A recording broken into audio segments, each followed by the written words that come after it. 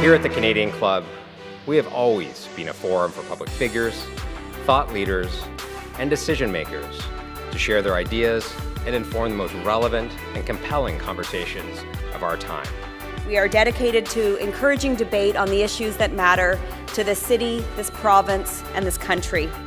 The Canadian Club is one of the most important podiums anywhere in the world that a Canadian can speak to, tell Canadians what it is that they think, develop those thoughts. And so I want to thank you for that very, very much. Please join me in thanking our esteemed panelists today. Through our programs and events, including our youth and young leaders programs, our diversity partnerships, our joint events, and our media and social media opportunities, we offer you access to dynamic political, social, and business figures from abroad and right here at home.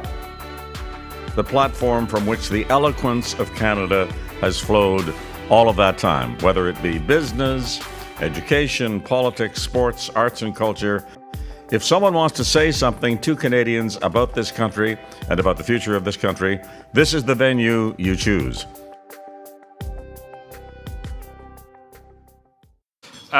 I want to welcome those that are now joining online. We've got about 200 guests joining us online today, and so thank you very much for your online participation. A lot of people ask about the hybrid events post-pandemic. Are they working? Are they not? We're sticking with the hybrid model. It's amazing how many people, not just from here in Toronto, but around the world, are tuning in online for these events. I'd like to thank our sponsors today at BLG for their generous support of this conversation. We're also grateful to the Canadian Bankers Association for their season-long sponsorship. And I'd like to acknowledge the Canada Forest Trust, whose commitment to acting on climate change has reduced the carbon footprint of our entire season. I'd like to also recognize Air Canada, our official airline, for its generous sponsorships. We're also pleased to see students participating today in this important discussion, thanks to a sponsorship with the Toronto Metropolitan University. We're very glad you're here. I'd like to invite you to use the QA cards on your table if you have a question for our panel today. You'll see them in the middle there. Just write down your question, and folks will be coming around the room to collect them and pass them off to Karen, our moderator for today, who will pose your tough questions to the panel. And now it's time to introduce our panel. So I'd like to welcome Cherie Brandt, partner, BLG. At BLG, Cherie leads the National Indigenous Law Group and is a member of the firm's ESG initiative. She serves as an independent director at Hydro One and is a director with the Canadian Club Toronto. Dave Forrestal, yes, welcome Cherie. And maybe panelists, if you could come up one at a time as I call you. Dave Forrestal, Vice President, External Relations, TC Energy.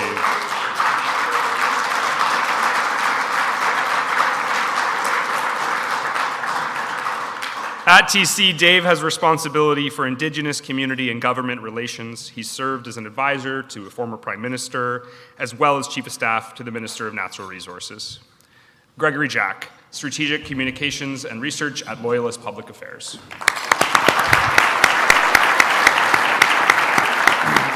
Gregory is a former VP of Public Affairs at Ipsos, where he worked with the Government of Alberta, CAP, and the Government of Canada, as well as Suncor Energy. He served in senior roles in the governments of Canada and Alberta.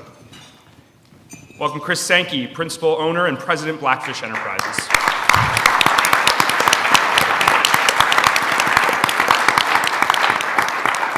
Chris is CEO of Blackfish Enterprises and President of Blackfish Industries Management, a heavy civil construction and management company.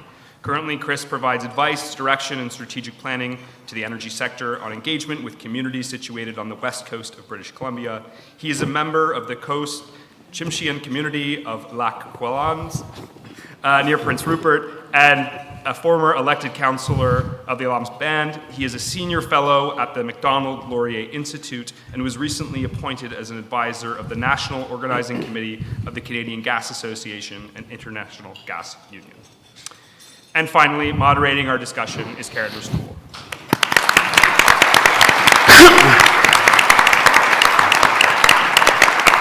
I should have brought my Karen's a vice president at Crestview Strategy, and prior to that, she led an environmental consulting firm working with Indigenous communities, building on a prior role supporting First Nations leaders as Director of Justice at Chiefs of Ontario. It's my pleasure to hand over the Canadian Club Toronto podium to Karen and our fellow panelists.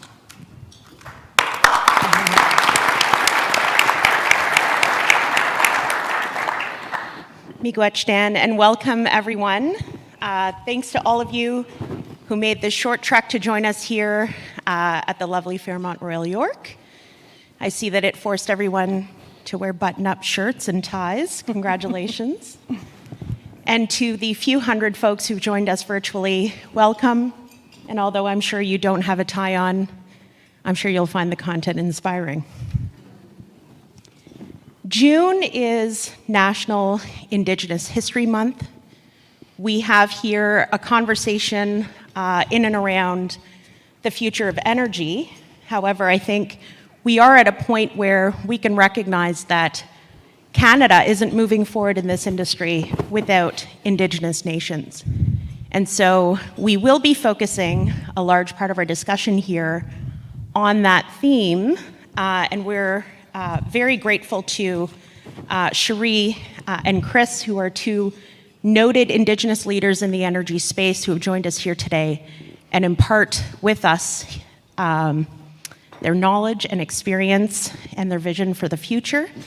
In addition to Greg and Dave, who are also, non-Indigenous, but also working in this space and have been partners, leaders in reconciliation as well.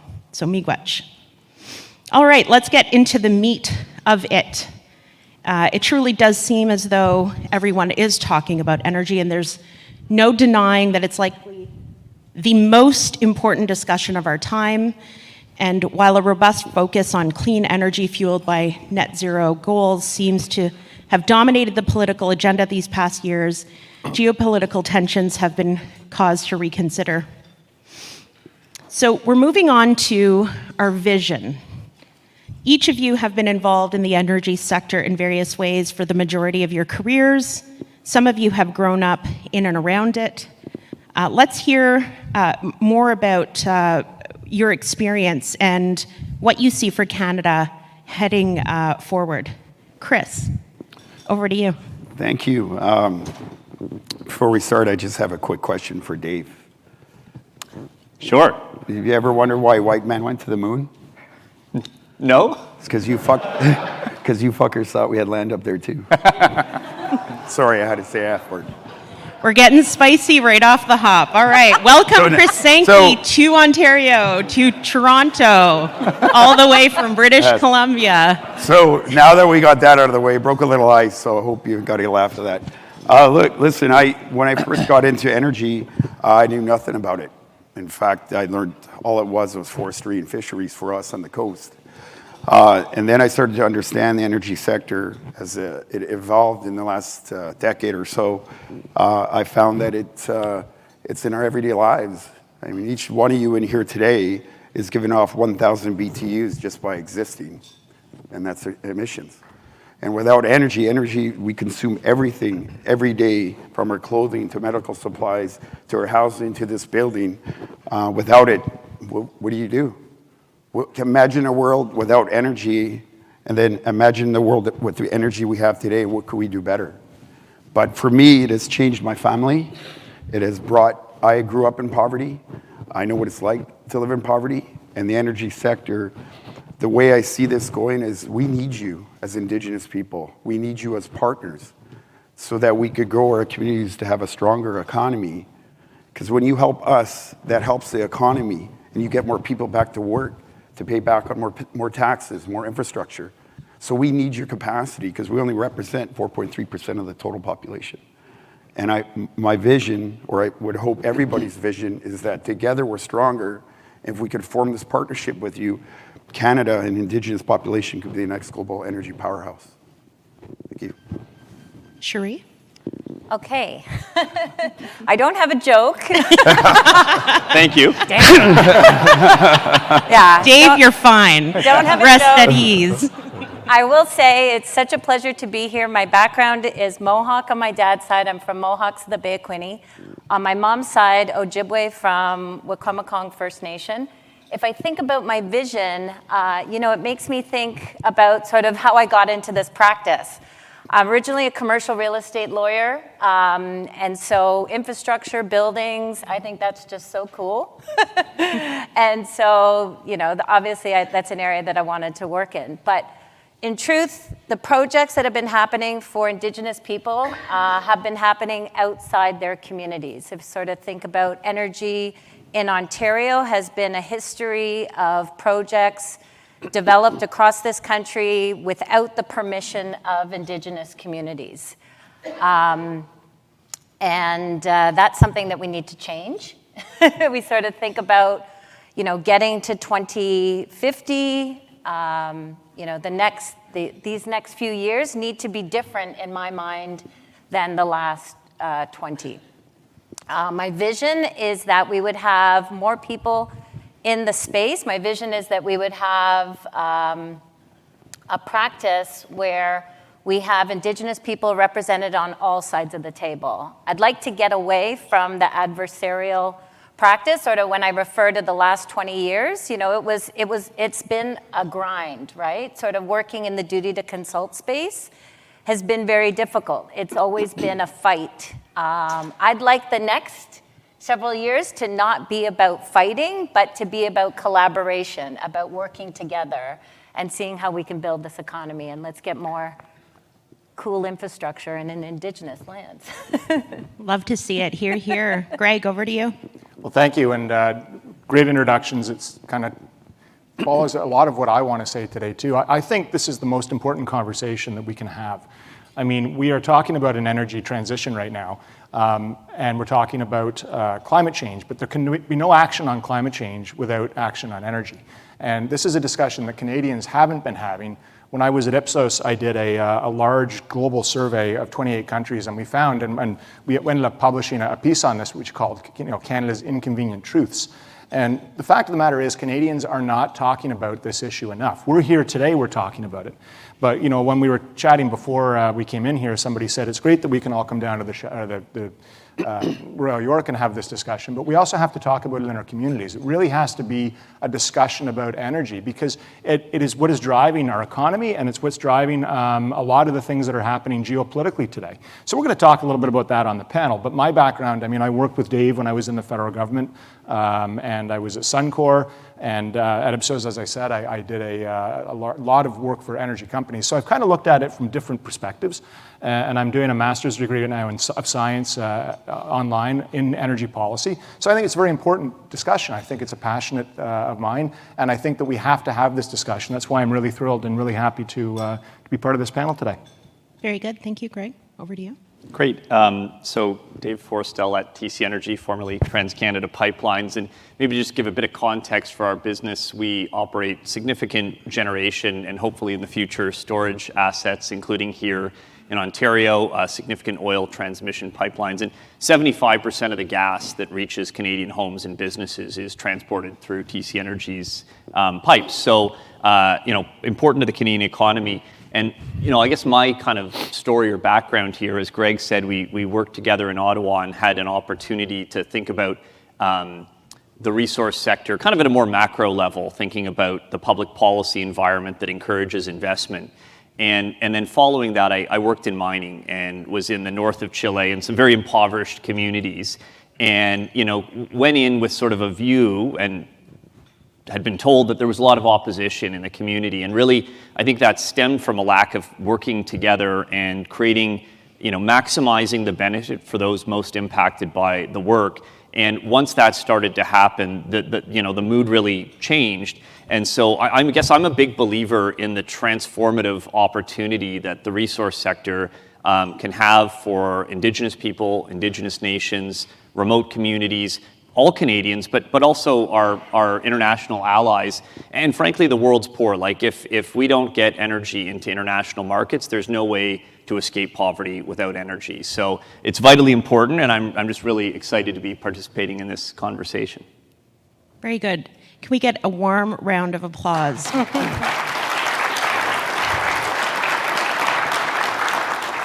Great introductions, a little bit of sweet, a little bit of spice, a little bit of heads up as to what you can expect for the next 20 to 30 minutes. So, Dave, is it fair to say that our idealistic clean energy strategy here in Canada has been challenging for some more than others? What are you seeing out there? Yeah, I think that's right. I mean, I would say on the one hand, there's a shared ideal and objective to get to net zero 2050. There's aggressive targets for 2030, but I think just a broad recognition across the developed world that the regulatory systems we've established do not allow us to reach those targets for clean energy projects or for any projects, and frankly for major infrastructure projects outside of the energy space. And so I think you're going to see a lot of kind of change to the way that projects, I hope, are both reviewed and permitted. I'd say more broadly, though, like we have to think beyond, when we think clean energy or decarbonization or net zero, we have to think globally about this issue. Like we're also impacted by our own surrounding. If you live in a downtown center, it's frankly pretty rare that you have a long discussion with somebody who works in a hardware store where you're not buying a product from them or getting a perspective of a person who tills a field. And, really we're just so impacted by our surroundings. And so in Kincardine, where Bruce Nuclear operates, there's really high support for nuclear energy. We closed our coal plants in Ontario, so we don't think a lot about coal as an energy source. In Quebec, they have vast hydro resources, and so I think, they questions like, why do we need hydrocarbons at all? But I think, really, and maybe just taking that, like our energy policy is very kind of provincial or sectoral rather than global, although the problem we're trying to solve is global in nature. And I think Russia's invasion of Ukraine really upended that, where instead of people thinking locally, they began to sort of see that as the world quickly had to move off Russian gas, the alternative wasn't just renewables. In fact, last year will be the highest amount of coal burned in human history in a single year, because that was the alternative source. I think people maybe thought the choice was Canadian LNG or renewables, when in fact it was Canadian LNG or Russian gas. And so we've had to confront some hard truths. I think it's also revealed maybe some truths that pre-existed the invasion. 195 coal plants under construction or development today in the world, 90% of them in Asia. When Malaysia first started looking at the west coast of Canada to buy LNG, 7% of their energy came from coal. Today it's 50%. And of course, they're not currently buying LNG, which has 50% of the life cycle emissions that coal has. But also some positive stuff, right? Korea and the EU are recognizing gas as part of the transition in their taxonomy. And I also think, Indigenous proponents and owners in the last decade have really, come forward in a major way, and that's helped change the way Canadians think about energy. Cedar LNG, Indigenous-owned, silisms, again on the West Coast. There's an equity option for our liquefied natural gas transport line, CGL. So I think all that's very positive. And you see sort of Alberta leading the way as well with the Alberta Indigenous Opportunities. So all of this, I think, is positive. And maybe I'd just say, this is a moment for Canada where, despite what we read, actually there's broad public support for the development of our energy resources, including in British Columbia. There's growing Indigenous support and desire to partner. And so maybe I'll conclude by quoting, if I may, Chrystia Freeland, who said, "It's so rare in the life of a country that doing the right thing is also economically advantageous. Right now, LNG is exactly that. We can help our friends support democracy around the world and create some great jobs in Canada." So I agree, and I think it's time to seize the moment. Very good. Thank you. Very insightful. I did see Chris nodding profusely. I'm sure it's not another joke. What do we think, Chris? First, I just want to apologize. I wanted to introduce myself in my traditional ways. So my given name is Wadzine, and it means a person that enters quietly. And I'm Gispitwada, Gitwell Gyots. Gispitwada is blackfish, and so I named my company after blackfish because it had meaning to me. And before I go into what you're going to ask me, Karen, and there was some of the best advice I've ever got was from my late uncle, whose name I now carry on. And he said two things to me. He said, listen, kid, I'm following you. I'm not on social media, but I follow you. I support you. Don't worry about trying to make everybody happy. It's just not going to happen. And the other advice I got, try not to be an asshole all the time. So I took that advice to heart. God bless them. So, sorry, Karen, the question again. Right, so you've not been shy about your position on the transition to clean energy. We've also heard you talk about the importance of sustainability. So enlighten the room with your vision and insights on how those two can live hand in hand. Sure, look, there's no secret that sustainable development is on the minds of every Canadian, if in fact around the world. I get that wind farm is going to be part of the national grid. I get that solar panels going to be there. I'm a big proponent of the fossil fuel industry, from nuclear to hydrogen to diesel, cleaner diesel, oil, gas, all of that. And one of the things I found in my travels and where I go, the only difference between Fort McMurray and Interior and the coast is a lot of the Indigenous population aren't talking to one another. And I found that energy literacy is sorely missing, not just within our communities, but across the country, of what is diesel, what is hydrogen, what are all of these fuels that we consume every day. And I think it is so important that we bring experts into the room to talk about it. I've never been one to shy away from these difficult conversations, because really that's where all the answers are going to be found. We could yell at each other all day long. That's not going to solve anything. I think it's incumbent that this room and everybody here sit down across from one another and have a conversation about energy. Oil and gas aren't going anywhere for a very, very long time. But what do we do? What can we do to make it better? You know, by 2050 and beyond, oil and gas demand is expected to go up, if not the same, if not greater, around the world.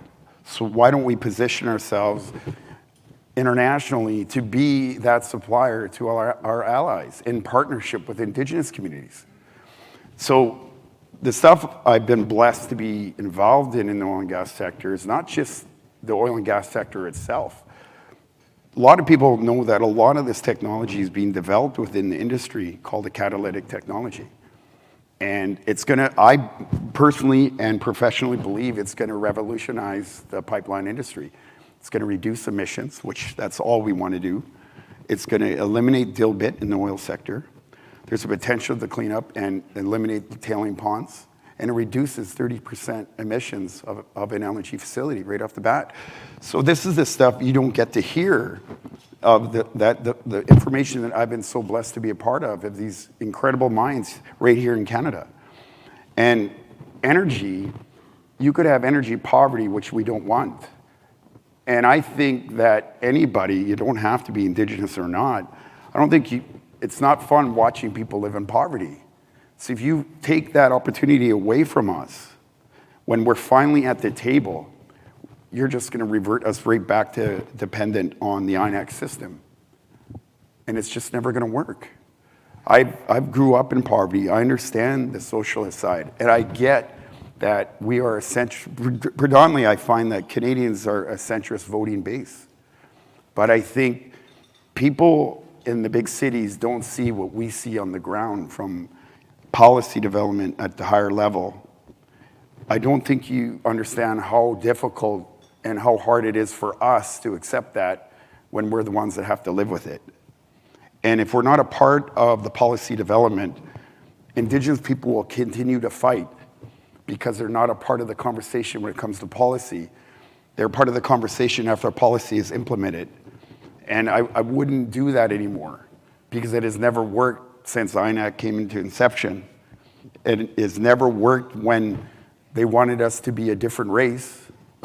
It has never worked when we had to wait for a paycheck to feed our families. It has never worked to collect welfare. So why would we continue to rely on this.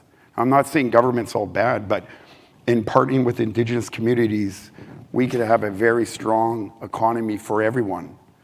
And in particular, I would like to see more people, which I'm witnessing with the TC project and LNGC. Like we had $36 billion walk out the door on us. We had a $2.4 billion impact benefits agreement, $1 billion in direct award fair market value bid, $650,000 in training to employment for trades, $1 million for academia if you wanted to become a lawyer. But what a lot of people didn't know, when P&W left, they didn't know we lost one of the largest car manufacturing plants that wanted to come to Canada, which was from China to manufacture in the Prince Rupert area. We are close to the Asian market, Southeast Asia. I'm very blessed to know a lot of these guys that I've dealt with through that whole process. They're now all in upstream and the heads of their major corporations over in Malaysia. But at the end of the day, my focus isn't just about getting clean products. So one or two things, like I want to help clean up the energy industry. That's where you're going to win all these wins for reducing the reduction of our carbon footprint. I want to be able to help move things forward responsibly. I grew up on the coast. I grew up fishing. I grew up in forestry. I don't want to damage it. I don't think there's a living human being on this planet that wants to destroy the earth on half of development. I don't know anyone that would want to do that. No, I don't certainly want to do it. So let's be smart about it. Let's move forward together and put in a plan. And that plan is partnering with Indigenous communities to put together the EA process in the policy development from the ground up. And then the other part of the plan to that is, if you could get alignment, which I'm tasked to do right now, to alignment with First Nation communities, and let's call it an economic corridor. If you could do that, which we seem to be winning that, you de-risk the project and you get investment to come to the table. And on the flip side of that, so there's three things that come out of that. One, you get community support. Two, you've identified an industrial area. And three, you got alignment. And the most important piece, I should say the next piece of that is investment in industry. Now, if you don't do that, I can tell you right now, wholeheartedly, there is international money waiting to cash in on that check. My perspective is that why don't we make it Canadian-made, Canadian-born, Canadian-financed? Because I'm telling you, you all know this, you're in the, right in the center of the money game, that international communities are ready to write a paycheck or write a check to partner with us. And there are projects moving forward as we speak in the oil and gas industry. So my message to you out here is that don't forget about us out in the West, because if we could work together, we just strengthen our economy. I mean, we have to. Energy security should be front and center in everybody's mind, energy and food security. Without energy, you can't have food security. So the way I relate this to our people is that if I want to go out and go get fish for my family, I need to fuel the boat. I need to pay for it. Everything about the boat requires minerals. Everything about trying to catch a fish requires fuel. In today's day and age, we have chainsaws. We have all these things that we could do to make things better. Because without technology, in partnership with Indigenous and the stakeholders, industry, there'll be no project. And the only time we are against a project is if we're not a part of it. So let's sit down, have a discussion, and then let's move forward together as a country, because again, I will keep repeating it, together we are stronger. Thank you. Miigwech, Chris. Did anyone else catch that Chris referenced to the chainsaw as a useful piece of technology? I certainly caught that, and I don't think anyone disagreeing with you. Time for advancements. I appreciate your point on the policy framework. There's a lot of talk. I think at this point, Canada knows that we need to move away from the Indian Act, but there's a lot of questions as to what that looks like. And there are people out there who are tabling some ideas. I'm always inspired by the James Bay Cree Agreement that provided an agreement with the people, the Crees of James Bay in that region, with the chance, the opportunity to govern their own people, to govern their nation through that agreement. They got out from the Indian Act in doing so. There are other nations across the country. I think of the New Chalnut Treaty out in West Coast, as well as others, and also self-government talks and agreements that are being discussed and finalized across the territories up north. So thought I'd share that little bit of insight. I don't know that gets a lot of attention, but ideally what would be nice for the more, they call them historic treaties, like the Robinson-Huron Treaty of 1850, where my community sits, to be able to sit down and negotiate modernizing these treaties so that we too can engage in self-government and pave a pathway forward for our kids and next generations to come. So Cherie, I saw you nodding. I know you have insights to share. Yeah, no, you know what, you raised a lot of points there, Chris, so thank you. I wanted to pick up a little bit on a little bit of what you were saying around policy. I mean, I think it's a double-sided topic, right? Some people can identify with some policies have actually led to all sorts of incredible opportunities for Indigenous people, for industry. But you know, so we either have policy or we have laws, right? And if I sort of look on the legal side with the duty to consult work that's happened, I don't think I've seen the changes that have happened within, you know, Canada as a whole move any faster than through policy, through the Truth and Reconciliation Commission work, through all of the reconciliation-based activities. Those are policy-based decisions where you have willing partners coming together and saying, let's do this. It's not a law, it's not a decision, right? And so I think it's a it cuts both ways, right? But I'm very mindful that each province is different, and we sort of have that piece to tackle with. So when we think about, you know, what's happened in Ontario, I think we can look at a ton of great things that have happened for Ontario. On the procurement side, think of all sorts of First Nation communities that have been able to participate in the economy, and for them, they are focused on economic sustainability. I can't generalize, but it would definitely be more on the economic side before it's on the environmental sustainability side. It's about how are we going to put own source revenues to the nations to then allow them to focus on their own institutions and development of their own capacity building around environmental knowledge. So there's obviously a lot, and it all relates together. But each province is different, right? We have, you know, Alberta's quite different than Ontario, right? We're all subject to the common law at the end of the day, though.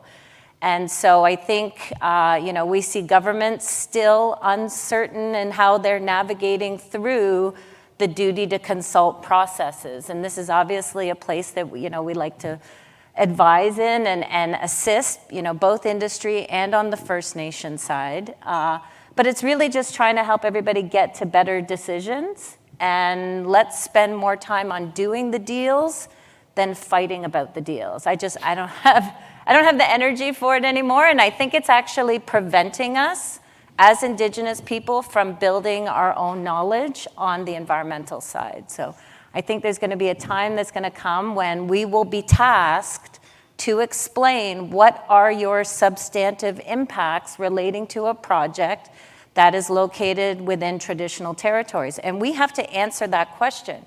We have to be able to point to our traditional knowledges, to our interests. How do we want to use the land? How do we want to be involved in those lands?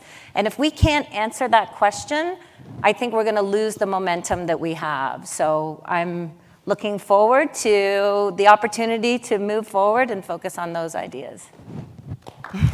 I agree. Cherie, there's a lot of talk about partnership, and we know that in particular there's a lot of talk about partnership on major projects across the country. Just, you know, briefly walk us down that line. It's not really a brief conversation. Could probably have a whole panel on that alone, but share your insights with the room. Yeah, so I'll just share with you some little things that come to mind. I think for each community, they obviously want to do their own deal, right? I think if each community could point to their own transactions and say, we have done this, we've worked with this partner, or we work with this and this and this, you know. Each community would like to be in that place because it represents their own healing, it represents their own journey, it represents their own success. I don't think that's actually a sustainable proposition. We actually have to think about how, as Indigenous communities, we can work together. And so it's, where are those collective transactions? Where are those places where we can actually aggregate, collect, form the same ideas and say, yeah, we are part of the same treaty, and yes, we are going to work together. Or yes, we're part of a certain area within Ontario or different parts of the provinces. But we have to be able to work together and do these transactions, because we just keep hearing on the province side, on the Fed side, why can't you guys all get together? Why can't we just do one big deal, right? So I think that's a reality, that's a humanity, that's a human-based instinct. And so for us, we should be thinking about how can we do more transactions as partners, as collaborators, and make sure that our interests are protected. So thinking of major projects, I still think to the Hydro One transaction that we did. We brought 129 First Nations all under one roof for what will be a $1 billion fund over the next 20 years, right? Those projects cannot be done, cannot get over the line without support. And so, so what are the ingredients, right? We absolutely need equity financing. We absolutely need equity support. We absolutely need banks to start to think more creatively about how can we bring multiple assets under one roof, right? How can we, in Ontario, we have dozens and dozens of projects that have been funded under the FIT program. They're all going to get to their year 20. How are these what's going to be the next 20 years?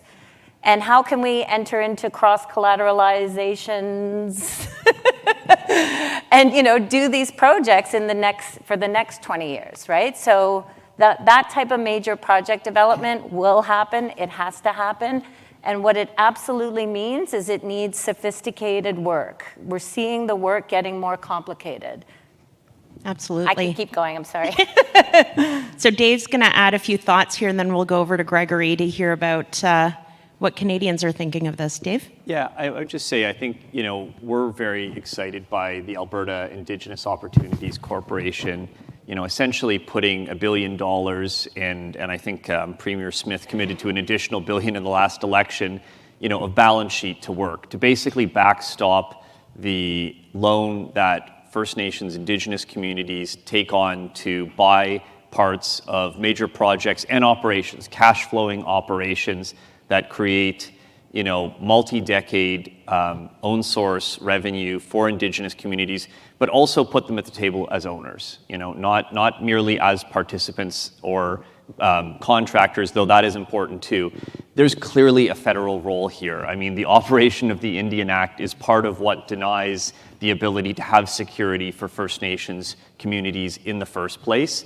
I think the federal government has taken some really good steps through the Canada Infrastructure Bank, but they've limited the eligibility of projects. And again, from our perspective anyway, if a chief and council have said this project, this operation is appropriate for our nation, then why are we second guessing that? And so I think our view is, more balance sheet needs to be put to work to, exactly as Cherie said, finance these, important ownership participation and change the dynamic from participants to owners who sit at the owner's table and think about capital expansion in the same way that an owner thinks about capital expansion, which doesn't remove Section 35 rights, which doesn't impact the ability to participate in the environmental review process, but answers a key foundational question, which is, how do I benefit from this thing which is taking place in my land? And I think that when we address that and do a better job of solving that, many of the kind of fights of the past will start to fade away, I hope. Absolutely. Gregory, what are Canadians thinking when it comes to the energy sector? And is it helping us or hindering us in moving ahead as a nation? Well, I think, and Chris and Sherry brought up some really good points around literacy, and the fact that most Canadians couldn't tell you where they get their energy. They're sort of generally aware that oil makes gasoline, I suppose. In Quebec, we certainly know that our energy comes from Hydro One, or Quebec Hydro. But the level of literacy that Canadians have about the energy sources that they have access to and that what fuels Canada's economy is very low. And you don't see that in other countries that are similar. You don't see that in Norway. You don't see that in Australia, where they've had a discussion about how to develop those resources. And hearing from everybody today, really it's about economic development and empowerment and reconciliation as an idea that reconciliation with Indigenous communities, not as token measures and not as stakeholder consultation, but as partnership, as equity partnership. But in order for some of that to move forward, we actually have to have the discussion as a country about energy and what we want to do. And the question on climate change comes down to more than simply reduction of greenhouse gas emissions or a move to clean energy sources. Right now, especially with the war in Ukraine and coming out of COVID, we're seeing a lot of focus on reshoring. We're seeing a lot of countries who are saying we want to have access to our own energy resources. Canada has a tremendous opportunity to both be a safe and clear supplier of ethically produced energy, and bringing the Indigenous communities in, we can be world leaders in that as well. There's an energy justice question here on two levels, really. The first one is sort of restorative justice or making up for past wrongs, and the opportunity to do that with Indigenous communities is there on the energy file. But the other one is, equality of opportunity. And it really is puzzling that Canadians aren't thinking about how much we are squandering by not having this discussion and thinking about energy as a whole. The German chancellor came over to visit the Prime Minister last summer and essentially was saying we could use some LNG. And the Prime Minister said, well, we're going to make you green hydrogen. And that's great. That's wonderful. If we can make green hydrogen and ship it over, I'm sure that it'll be a really useful source of energy. But right now, the world needs certain types of energy. And as I think Dave said, what happened when Russian oil and natural gas was displaced, it was displaced by coal. It wasn't displaced by Canadian natural gas. And a lot of people might say, well, natural gas is emitting, it shouldn't be part of the future energy mix. And that's a discussion that can certainly be had, but it is part of the current energy mix. And in order for us to take advantage of our opportunity economically, to have proper reconciliation with Indigenous people, and really to contribute to the post-COVID, post-invasion of Ukraine world, we have to have that discussion. And I don't believe Canadians are tuned into this or thinking about it to the extent that I think they really need to be, because it is a tremendous opportunity and a tremendous risk for us if we don't start to engage. Very good, thank you. So we are near end. I'm getting the code here from Colleen. We had about 2 more rounds to go on questions. As these things go, you always run out of time. And as you can tell with the insights here, we could probably spend a whole afternoon together. I do want to get to at least one audience question. I think I have about 15 cue cards here. So there's definitely interest on this topic. Maybe we host another conversation in the fall on this very point. I think there's a lot of a thirst and hunger to dive into this. So we'll start with Chris and we'll go down the line for some closing comments, concluding thoughts. There is one question, you can choose to take it or not. Someone's quite keen, what does Canada need to do to actually get a pipeline built? So speaker's choice, either you go with that one or you provide the room with some insights of your own. Go ahead, Chris. Yeah, sure. Alignment. Anybody that follows me or knows what I do, I never ever talked about a project and still haven't. Soon. If you could get alignment with First Nations along that pipeline corridor or the energy corridor, we call it, you're going to de-risk the project. Failure to do that, you'll run into all sorts of roadblocks. It's just reality because we're tired of being beggars in our own land. This is about intergenerational wealth transfer. Instead of managing poverty, we want to manage wealth for the next 7 generations and coupled with our knowledge, and that's happening. I think it's quite indicative to understand what's happening out in the West versus what's happening out here. And you're right, you've all hit on it. It changes, the landscape changes. There's one thing that's for certain, it's that engagement early and meaningful engagement is what's going to get the pipeline built. And the alignment, de-risks so business and investment come to the table and invest with us. And there's a lot of opportunity, and I think today my message is, let's be on the right side of history. You know, I'll leave you with this. When my time comes, I want my kids to know that their dad was on the right side of history, that I was there to help our people and Canadians abroad to do the right thing. And we need money to do that. And we need energy, and we need sole source revenues. And together, we're stronger. Very good. Gregory? Same question, or? Yeah, speaker's choice. Well, you know, I mean, we have a tremendous difficulty in this country getting anything built recently. Infrastructure, critical infrastructure is another conversation we have to have. But I think that this is a really wicked problem, because the pipeline became essentially, and I'm thinking about KXL, Dave, but all the pipelines, Gateway and that, became a bit of a symbol for whatever cause you wanted it to be a symbol for. So it was a proxy for climate action, or it was a proxy for you know, Indigenous rights, or it was a proxy for somebody who basically didn't want us to be using fossil fuels at all. It wasn't never really about the pipeline only. And now, you know, I go back to my earlier point.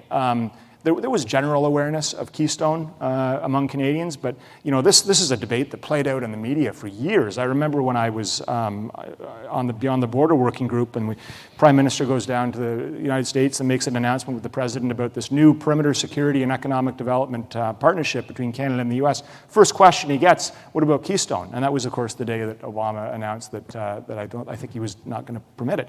And this was, you know, well over 10 years ago, and the debate is still going on.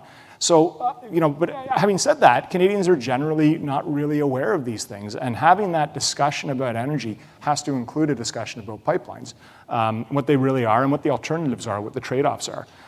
Because I think that what's happened is that some of the opponents to these things, and not just pipelines, but some of the opponents to a lot of energy, have a disproportionate voice in the media that sounds like they're louder than they really are, because they are taking up a lot of the oxygen and the space, and Canadians are not really thinking about it or talking about it as much as maybe they should be.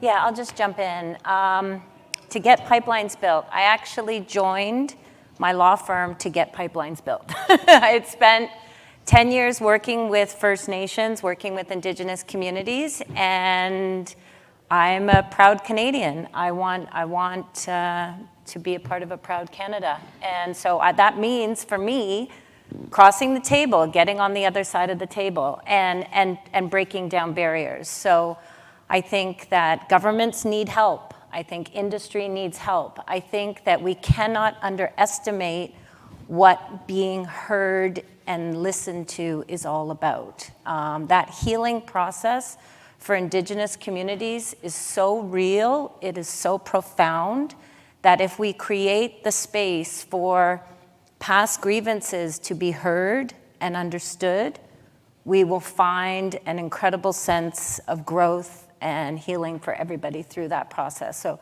that's what I want to be a part of, and hope we get there. Sure. Yeah, I don't know that I could say much better than Chris said what I think needs to be done to get pipelines built. I think, you know, key in that, though, is, you know, currently there is broad public support for oil and gas in Canada. It just doesn't feel like it. You know, we just recently looked at some public opinion research, 70% support in British Columbia for LNG Canada and Coastal GasLink. You would never guess that, you know, sort of looking at the media. 34% strong support versus 9% strong opposition. That's almost 4-1. But, you know, I think really if the people who are the beneficiaries, or who are going to be the beneficiaries are well, let me put it differently. These things work when Indigenous communities, unions, and others benefit from these projects. And so to get pipelines built, resource companies, large companies need to ensure on the front end that people understand how they will benefit from these projects as owners, as participants. And then, you know, we need to actually, as resource companies, step up and participate in this debate in Canada. It will not happen, you know, we are not going to see a favorable sort of resolution or outcome if we're not participants in this discussion, if we're not proud to support the industry in the way that, people on this stage. But, thinking about somebody like Chief Crystal Smith of the Haisla Nation, who I think is probably the most effective advocate for LNG in Canada today, fought for Cedar LNG, made clear how it benefits her people, her nation, and that to me is essential to moving forward. So, absolutely. There were a lot of bobbing heads today at lunch. As you can see, we're all up here kind of just going up and down, and I saw some of you participating in that new dance move that we've created. An absolute pleasure to hear from the four of you. I speak for the room, boldly, I suppose, that we're walking away smarter and perhaps more motivated to be part of the solution. We see opportunities, we're eager to take partnership, and we're looking forward together. Miigwech, everyone. Thank you. Miigwech.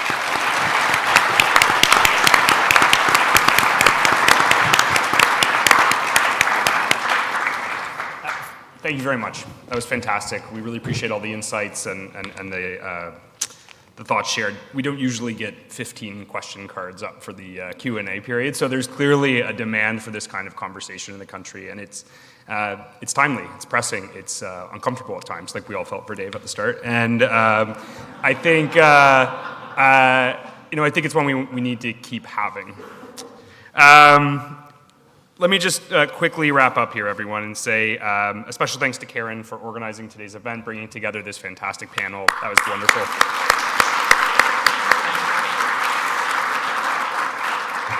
The Canadian Club Toronto has its final in-person event of our season next Tuesday, June 13th. The President and CEO of Purolator Canada, John Ferguson, will be here to speak about supply chain issues in these challenging times. Visit us online at canadianclub.org to learn more about our events or purchase tickets for upcoming. And a final thank you to our fantastic sponsors at BLG for being such great supporters of the club and the conversations we're having.